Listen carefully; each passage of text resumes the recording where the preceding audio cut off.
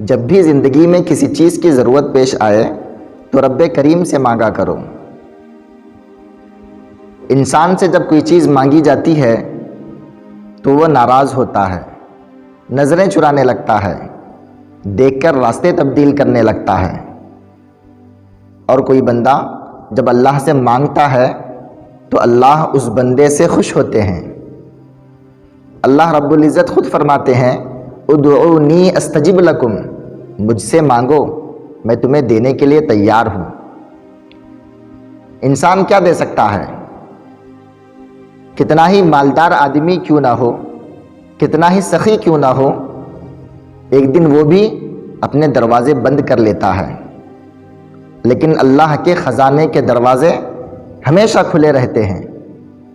اللہ کی رحمت کے دروازے ہمیشہ کھلے رہتے ہیں۔ اللہ فرماتے ہیں اے میرے بندے، جب بھی تجھے کوئی ضرورت پیش آئے تو مجھ سے مانگ کر تو دیکھ، میں تیری ہر ضرورت کو پورا کر دوں گا۔ یہ چیزیں ہمیں ایسے ہی سمجھ میں نہیں آتی۔ ایک واقعے کے ذریعے سے میں اس بات کو سمجھانے کی کوشش کروں گا، اللہ کرے کہ یہ چیز ہماری سمجھ میں آ جائے۔ محمود غزنوی کے زمانے میں ایک آدمی بیمار ہوا، وہ علاج کے لیے طبیب کے پاس پہنچا۔ طبیب نے اس سے کہا تمہاری دوائی کی ساری اشیاء میرے پاس موجود ہیں سوائے شہد کے، تم کہیں سے شہد لے کر آؤ، میں تمہاری دوائی تیار کر کے تمہیں دے دوں گا۔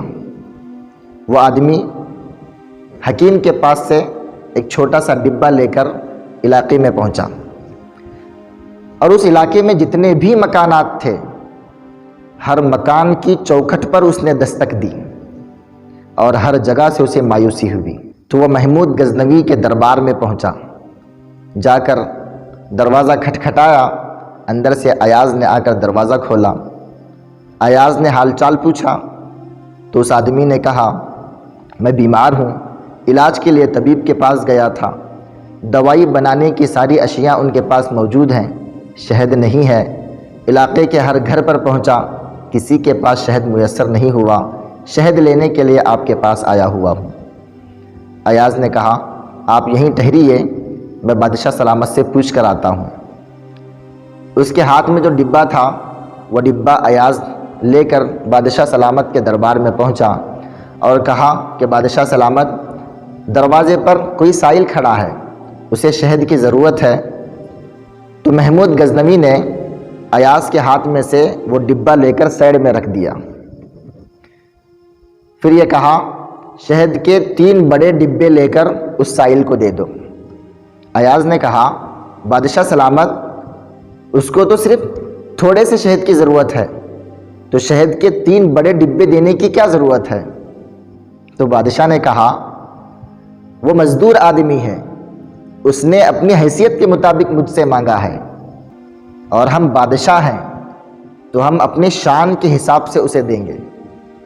تو ذرا سوچئے، جب کوئی بندہ اللہ سے مانگتا ہے اور اللہ جب اس بندے کو نوازتے ہیں تو کیا پھر دوبارہ اس بندے کو زندگی میں کسی چیز کی ضرورت پیش آئے گی؟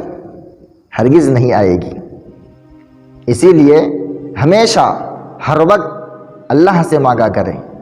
جو بندہ اللہ سے مانگتا ہے اسے کبھی بھی شرمندگی اور رسوائی کا سامنا نہیں کرنا پڑتا، اور کوئی بندہ اللہ کو چھوڑ کر لوگوں کے سامنے سوال کرتا ہے، ہاتھ پھیلاتا ہے، تو ہو سکتا ہے کہ لوگ اسے ذلیل کریں، اسے رسوا کریں۔ اسی لیے ہمیشہ کوئی بھی ضرورت پیش آئے، چاہے وہ ضرورت چھوٹی ہو یا بڑی ہو، اللہ ہی سے مانگا کریں۔